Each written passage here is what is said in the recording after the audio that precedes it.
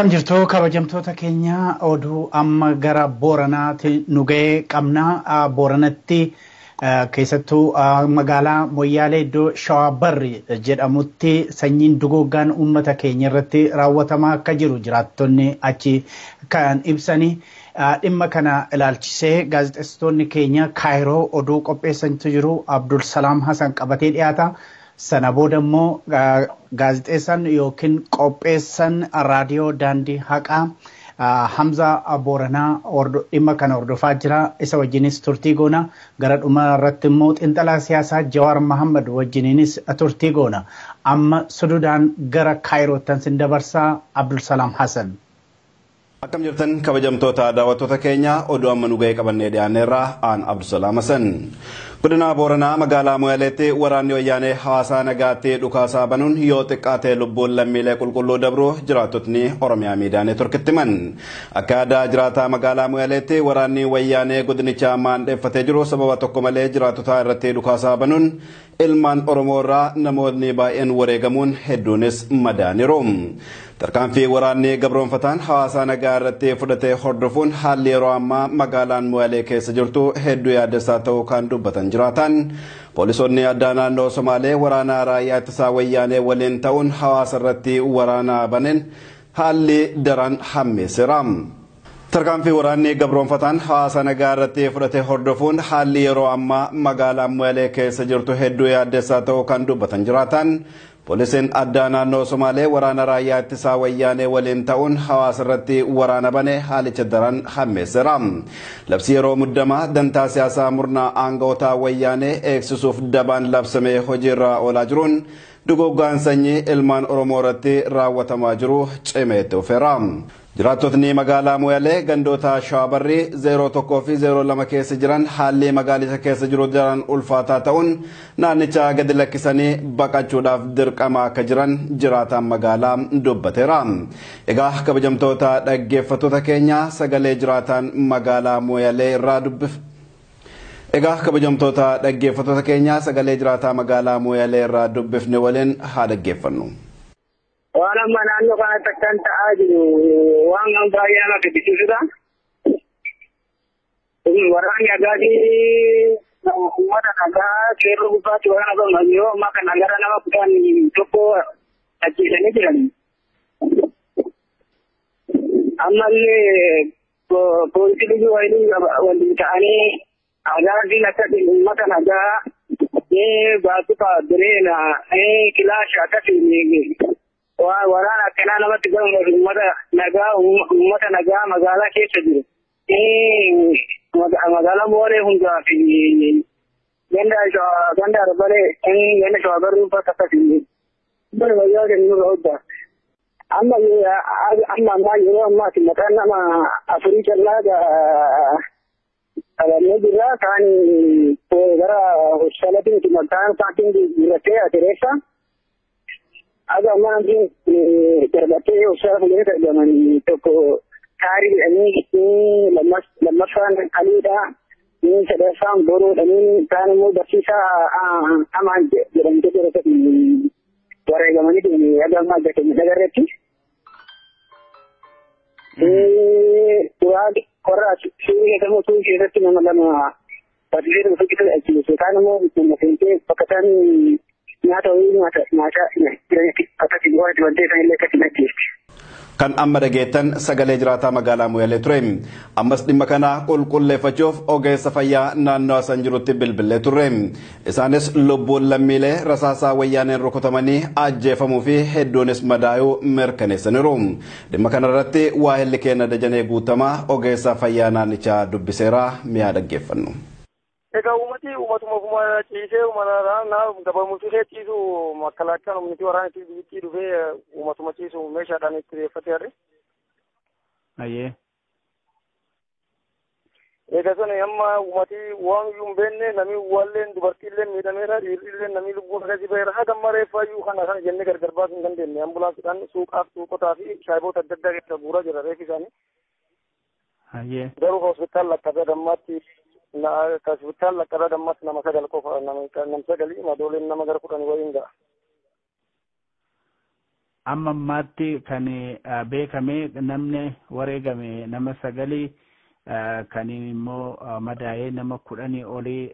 si'achis warri wareegamanii nama 10 olii nama gara 4 illee horariidhaan fuutee deemteen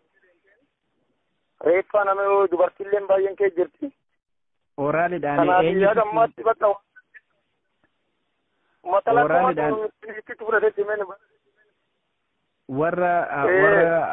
warra du'an immoo warruma lubbuun jiran makkalaakayaan oraaliidhaan fuudhee deeme. Du'anii duudhi baachuu isaa hin beeknu bakka faatee nama du'e fakkaata bakka harumirra guurtee reeffuma guurtee oraaliidhaan akka uummata dhoksuu barbaaddu hin beeknu fuutee deemteen eenyu akka ta'e beekamu bakka namummaa ciisu bara akkamaatti namummaa bakka ciisuma bakka nuddeeffattee isaatiin booda akkuma manum nyaata fageessa reeffi ciisa kagari suuqotitti cufamtee jirti kagari shaabotitti cufamtee jirti shaayibota adda addaa keessatti haga ammaa bakka nan barbaadachuuf iyyuu si sodaannaa gammaa mana cufaa bannee banachuu laaluu keessa hin dandeenye. Kan uummatatti akkanumaan ba'anii dhukaasanii maalinni sababni isaa jedhu ka'umsi dhukaasichaa maalin? Ka'umsi ummatum nagaan ciisu isummaa naatee akkan gootu malee ka'umsi wanni isii sababa qaba tokkollee ni jiru. Namootaan du'an kun kagari reeffi manyaataa keessi fakkeenyaaf namni lama manyaataa keessa tokkollee suuqii isaa keessa tokko ammoo jaarsii manoora isaa keessa tokko daayirektarii immoo man barumsa maddoo miigoo osoo gibbii man barumsaati ol ba'ee asfaaltii ol ba'uuti. Waraana kana wajjin gaazii wajjiniin poolisiin addaa yookiin liyyuu poolisiin Somaalees hin jira kan jedhutu jira kun ammam dhugaadha. Hidhataan Somaaliis hin jiru ummatum nagaa iddoon wanni kun itti raawwatamte gallisaa barree ummatum nagaa amma ammoo kun hospitaal bakka reef gurratan kabbabdee dhiifti isaan amma kaambii fi hospitaalii wal cinaa wal fuulee mul'ata martisee booda qabattee jirti. Odeeffannoo jiraattota magaalaa Mu'eelee irraa nu dhaqqabeen waraanni wayyaanee labsii yeroo muddamaa dabaan labsamee bu'uuraa godhachuun duguggaa sanyii ilmaan Oromoo irratti raawwatamaa jiruun lubbuun ilmaan Oromoo hedduun wareegamuun hedduunis madaa'uu ibsuun waraanni poolisii addaa naannoo Somaalee manaa manatti deemuun jiraattota dararaa jiru. Egaa kabajamtoota dhaggeeffattoota keenya haala magaalaa Mu'eelee keessa jiru hordofne kan isin biraan geenyu ta'a. Egaa kabajamtoota daawwattoota keenya oduun kenna ammeen. Egaa kabajamtoota daawwattoota keenyatiif dhaggeeffattoota keenya oduu booda Moyyaalee irraa nu ga'een namoonni rasaasa wayyaanitiin dhumanii gara 13tti ol guddateera. 8 hospitaalatti akka argamanii fi 5 isaanii immoo kaampii waraana wayyaanee keessatti akka argamanidha. Egaa akkuma kana duraan ibsuu yaaletti gaazinii jiraattota Moyyaalee guyyaadhuma saafadha galgala gara sa'aatii 7 eegaleetii kan dhukaasa irratti bane akka odeeffannoo achi argannetti loltoonni wayyaanii kun karaa irratti mana nyaataatti mana barumsaa fi suuqii yookiin dukkaana keessatti namoota hedduu ajjeesuu isaaniiti kan jiraattonni nutti himani. Mee amma otoo istuudiyoo hin seenin dura hojjetaa hospitaalaa yookiin ogeessa fayyaa tokko achuma Moyyaaleedha haasofsiiseen ture inni immoo maal jedha wajjiniin haa hordofnu. Hello godina Booranaatti Moyyaaleetti ogeessa fayyaati kan inni amma bilbilaa jiru mee keessattuu namoota hedduu du'ee hedduutu madaa'e Moyyaaleetti kan jedhu jira mee waan achi jiru nutti himi. naannoo sa'aatii 7tti godina Booranaa Moyyalee iddoo Shawaabarra jirantu uummatuma harka duwwaarratti humni waraanaa ittisa biyyaa Itoophiyaa sababa nafti yeroo muddamaa qabeeffachuun uummatuma nagaa hiriirri wayii hin turre mormii wayii achi hin jiru uummatuma irratti dhukaasa banee namni 10 wareegamaniiru. Iddoo dhuga sanatti ammas raayyaan ittisa biyyaa nam 8 kan ajjeese fudhatee kaambii seenee jira. Uummanni akka baay'ee dhoorkaa ture dhukaasa hedduu ture. Dubartii fi ijoolleen xiqqoon akka namoota du'an kana keessa argamanillee himaa jira uummati. Namoota du'an kana keessa waan nama ajaa'ibsiisu achi keessatti waan hedduutti dalagamaa ture jedhameeti keessumaayyuu mataa ol isnaafarii fi bireena fayyadamanii uummata irratti dhukaasa bananii guugaa sanyii raawwatan jechuudha. Mormaa ol rukutan. Namni jalqaba irratti wareegame barsiisaa sama keessoo nama jedhamu barumsaa daayirektara mana barumsaa maddoo miigooti lammaffaa Qoncoraati, sadaffaa Ahmad Muzeeti, afuraffaa Awaati, shanaffaa nama Geetaachoo jedhamu, ja'an Ashannaati, Ashannaa Walaayitaa nama jedhamu, saddeettaffaan Ermiyaas Baraa jedhamu, saglaffaan Ramadaan nama jedhamu, kudhanaffaan Yuunee Balaay nama jedhamu, kudhanii tokkoffaan gara tokko amma ragaan amma Dootabeeti Jamaal Damisii nama jedhamu. Namoonni madaa'an ammoo ammatti waraanni mootummaa Itoophiyaa uummata irratti bane namoonni yeroo ammaatti madaa'anii jiran gara nama kudhanii illee jiraa jiru. Uummanni kana keessaa tokkoffaa Duubee Adeemaa, lammaffaa Tasfaa Gahaanoo, shanaffaa Siraaj Tamaam, afuraffaa Mahammad Taarii Shamaa Guyyoo,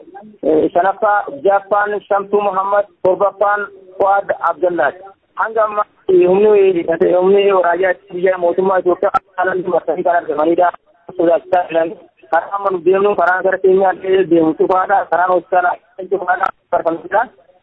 Har'a waan nama ajaa'ibsiisu sababa waraanni kun walitti bineensa kana dura waraana uummata irratti galuudhaan durte waraanaan biyyaa humna poolisii Oromiyaa kana mooyyalee keessaa baasee addunyaa Oromootti dhufee iddoo tuqaa jedhamu jedhee achi geessee erga poolisii Oromiyaatti geessee waraana Oromiyaa magaalaa keessa ture. Kanneen magaalaa keessa turaniif yeroodhaa fi jabanyaa turan isaan kanaaf hojii yookiin waajjira poolisii itti marseeti raayyaan ittisa biyyaa bahuu dhoowwee uummata Oromoo irratti kan guddaa kan raawwate biyya irraa kan. Kanaafuu nuti ammoo uummatni hospitaala keessatti akka bahuun dhabee hospitaalallee marga jira raayyaan ittisa biyyaa fi rakkoo guddaa keessa jira uummanni Oromooti. Kaleessa guyyaa guutuudhaaf jecha waldanii boqoo kan eeggadhaa gaafa tokko nu eeggadhaa isanii goonaa.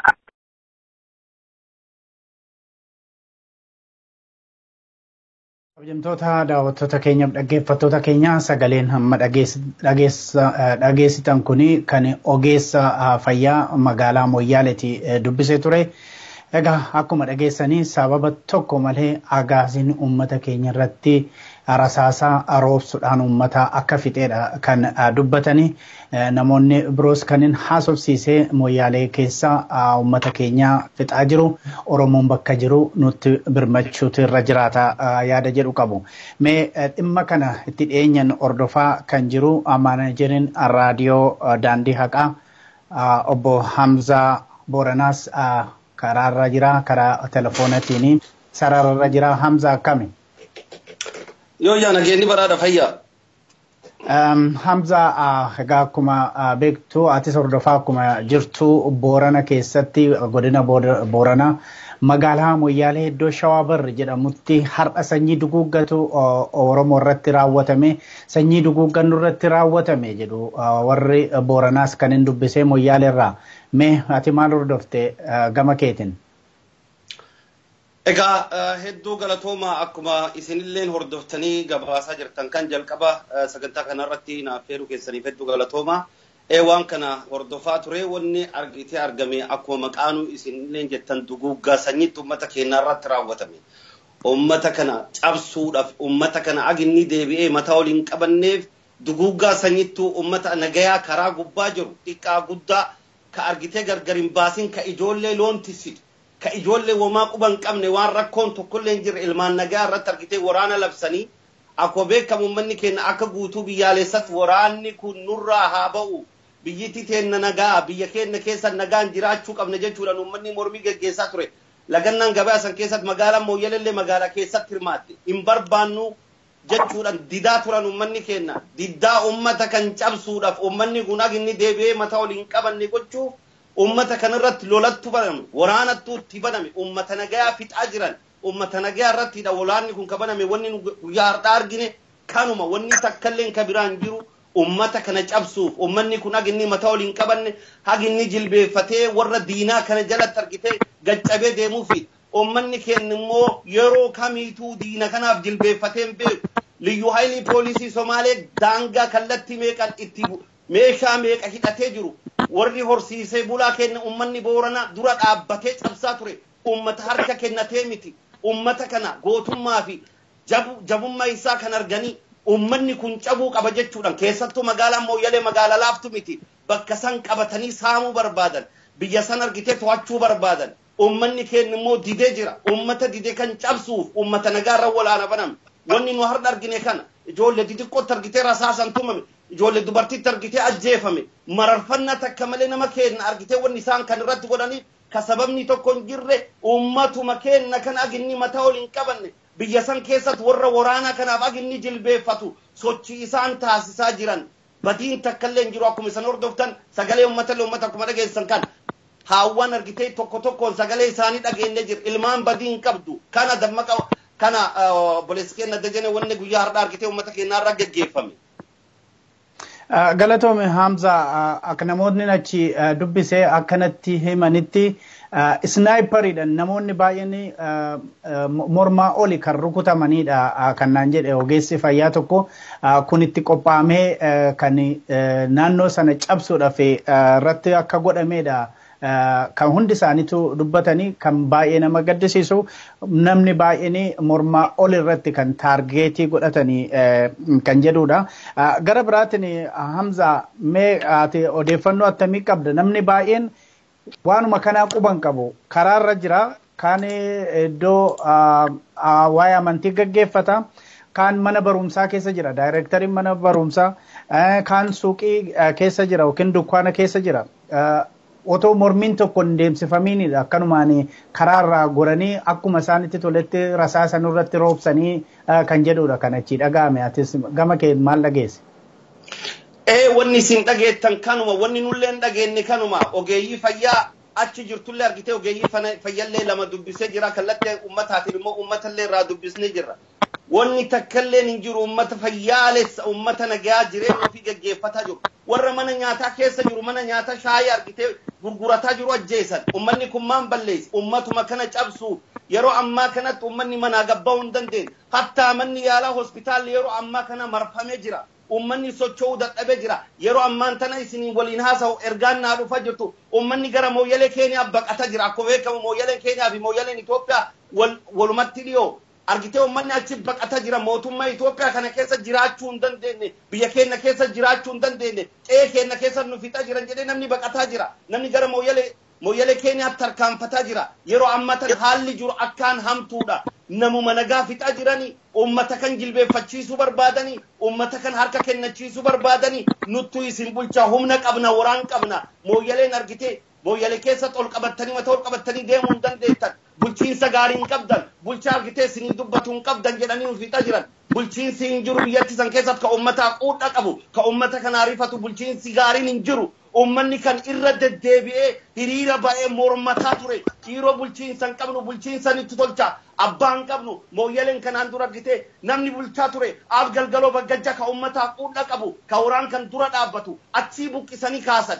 amma namni isaan fidan nama ummata harifuu hin qabne ka waraan kanallee ummata kee qabatee deemu kanaan dura argitee itti gaafatamaan agaazii bakka san ture in iyaadattan gaafa argitee mormii kanaan dura geggeeffame ummata san keessa argitee agaaziin nama ajjeefteenna warra san mana murtii dhiyeessee ture qabanii mana murtii dhiyeessan namticha san torbaan hin geenne bakka sanii buqqaasanii aana bira dabarsan warra argitee ummata cabsuuf dhufe bulchiinsarraa jalqabee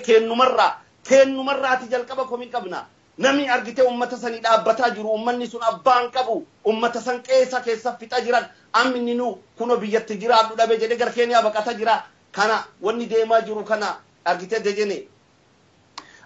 Gaariidha Hamza gara Booranaatti namoonni dubbisee gama amma yeroo gabaabaa keessatti gara Booranaatti illee akka hin baqanne karaa nutti cufaa jiru agaaziin kan jedhudha. Gama biraatiin immoo naannoo hospitaalaatti namoonni baay'een waan du'aniif madaa'anii fi namoota isaan gaafachuu dhufanirraa sodaa waan qabanii fi hospitaalliif immoo kaampii waraanaa achuma walmaddii waan jiranii fi naannoo sanas marsanii akka jiranidha. Agaaziin poolisoota Oromiyaa guyyaa lamaan dura achi keessaa akka baasanii gama biraatiin ammam dhugaa akka ta'e hin beekamu malee bulchitoota naannoo sanaallee sababa walgayiidha jedhanii magaalaa sana iddoo biraatti akka dabarsanidha. Hamza egaa Oromoon gara Keeniyaattis akka hin ceene yeroo ammaa kana agaaziin marsamee jira magaalaa sana keessatti agaaziin marsamee jira kanarraa ka'uudhaan namoonni nan Boorana dubbise Moyyaaleedha yoo boorana duwwaa hin jedhina yoo uummanni booranaa akka hin dhumne barbaaddanii dafa nu birmadhaa nu qaqqaba nu daqqaba kan jedhudha Hamza atis waan wal fakkaatu waan dhagaa jirtu natti fakkaata. Akkasuma wanni nu dhagaa jirru tokko maal jennaan argitee akkiitti nu gaafannulleen akkiitti nu deemnulleen waan tokkoof deemaa jira uummanni keenya ka isiniif dubbatu kanatti illee dubbatu kara kamuu ni himatu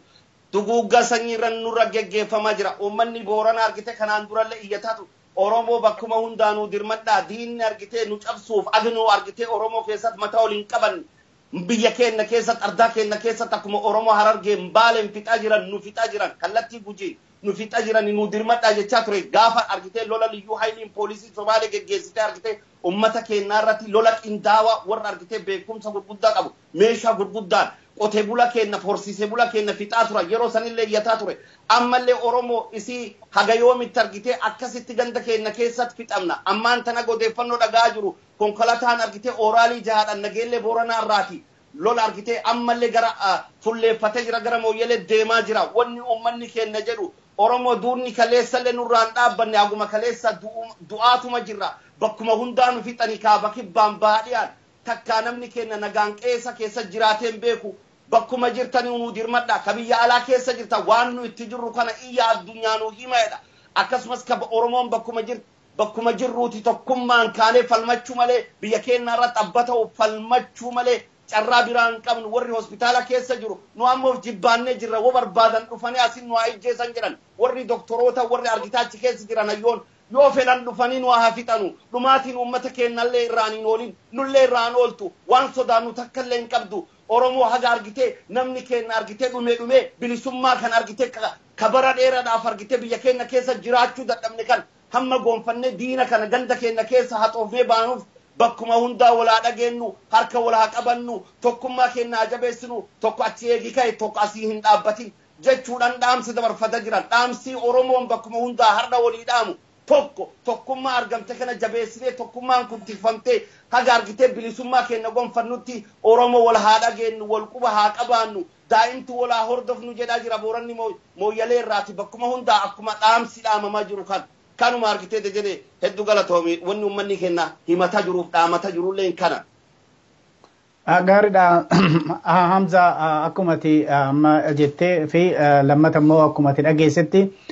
namoota mooyyaalee Shawaa Barri jedhamutti ajjeesan warri Agaazii reenfallee achi akka hin kaafanne nu dhorkan kan jedhudha nama sa'aatii 4 ol reenfi karaarra turetu jira kan jedhu gama biraatiin immoo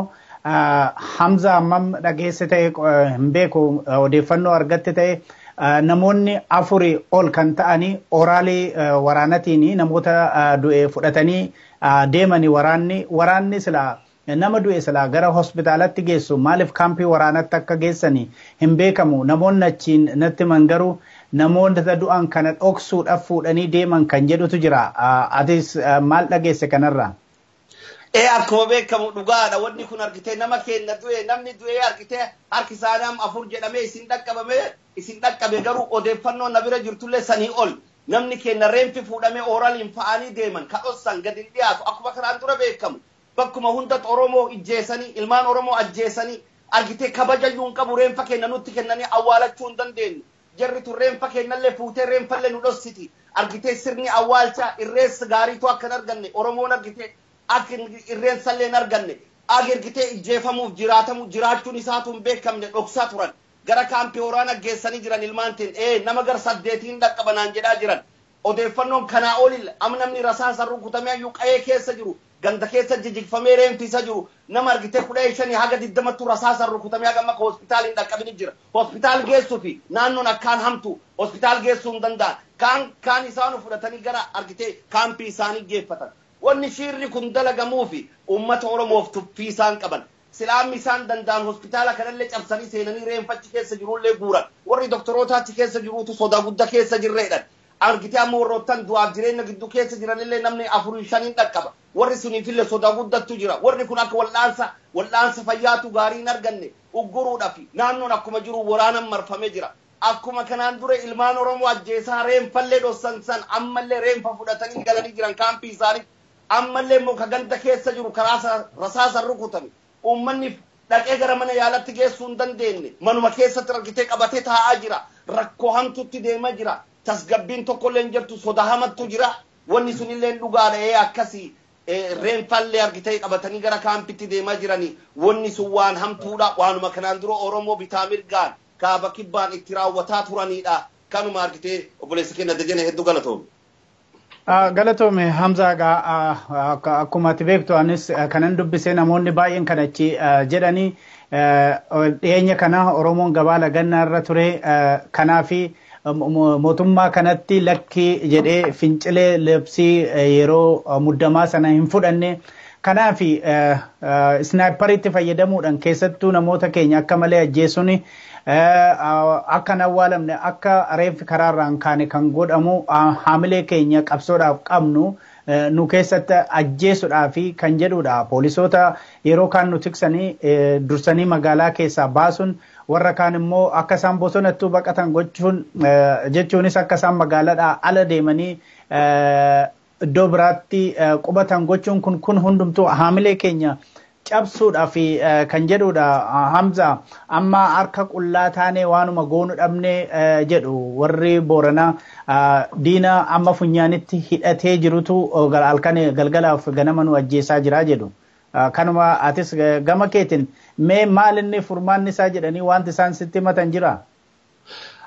Wanni guddaan dhugaan jirtu ummanni kun abbaan qabu bulchiinsan qabu ka isaa dirmatu ka isaa dubbatu ka dhufee irraa falmu ka irraa faccisu abbaan qabu dhugaadha ummanni keenya qeessaa keessatti jeefamaa jira gandasaa keessatti jeefamaa jira ummanni kun amma fala barbaada falli akkuma beekamu magaalaan Mooyyalee argitee magaalaa Finfinneen adda baafamtee ilaalamuu hin qabdu magaalaa argitee daldalaaf wiirtuu jabduudha argitee magaalaa kan cabsuuf warri Somaalota wajjin ta'anii wayyaanan cabsuuf yaaliin isaan hin taasisin hin jiru wanni isaan hin taasisin hin jiru ummata keenya keessattuu akkuma beekamu mormiiwwan akka guutummaa Oromiyaa waamamu keessatti magaalaa Mooyyalee godina Boorana keessa adda durummaan yeroo kamiyyuu qeerroo magaalaa sunillee ummanni magaalaa sunillee tokkummaan sabaaf sablammiin achi keessa jiru wal dhagahee carraaqqii cima taasa jira duulli kallatti hundaan waan inni irra geggeessu mormii akka Oromiyaa waamamu hunda keessa qeerroon magaalaa argitee Mooyyalee carraaqqii guddaa taasan qeerroo kan cabsuuf sochii ummata kana cabsuuf magaalaa Mooyyalee magaalaa laaftu miti kallatti sanii Keeniyaatti argitee warra walitti dhiyeenya qaban argitee Boriisiiti warroottan akka Uhuru Keeniyaata bar Mooyyaleen tun argitee Dubaay Itoophiyaati jedhee dubbate biyyattii saniin beekan faayidaa achirraa argamu cabsuuf ummanni kun agol hin jenne wayyaanin TPLFin Somaalee walii galtee waan san argitee ummata akka abdiillee kan wajji walii galtee cabsuuf waan isaan deemaa jiran ummanni falli inni qabu wanni inni himataa jiru dhiiroo dhumaa jirra harka qullaa jirra sibiila harkaan qabnu kan fixa jiru ganda keessatti ilmaan teen ka ajjeesaa jiru ka argitee harmee keenya haawwan keenya ajjeesaa jiru ka barsiisa man barumsaa keessa nagaan argitee barsiisa ka ilmaan qabu ka argitee man barumsaa ni bawurasaa san dhahanii ajjeesan daarektarri man barumsaa amma ka ajjeefame kun tamaam nageessoo ka jedhamu ka ajjeefame kun barsiisaa ilmaan qaru warri kunin dhaloota fixaa jiranii nuu dhaqqabaa nuu darmadhaa sibiilanillee haa taatu kallattuma kamiinu kallattii ofirraa deebisuu dandeenyu kallattii qabsoo kara nagaa jedhamu kanaan ka ummanni keenya geggeessaa jiru kan jabaannee diina kana ofirraa kaasuudha qabna diina kana hamma ofirraan kaasin ajjeechan nurraa hin ooltu Oromoon bakkuma hundaa wal dhaga'ee keessattuu bulchiinsan qabnu warra argitee mootummaa naannoo Oromiyaa jedhanii of dhaadheessanii argitee ummataa dubbanna jedhan bulchiinsa kan nurraa jijjiira bulchiinsi kun ummataa quudhaan qabu rifuun qabu ka godina rifa ummanni kun iyyaa jira sagalee ummataa dhaga'uu qaban ummanni gooftaa keenya yoo jedhan ummanni keenya kaakara dhuunfaa maatti callisan ummanni kun abbaan qabu abbaa barbaada tokko kana kaan argitee ummanni Oromoo bakkuma hundaa wal dhaga'ee rakkoon magaalaa Mooyyalee keessatti deemaa jirtu ka ummata argitee godina Boorana magaalaa Mooyyalee qofaa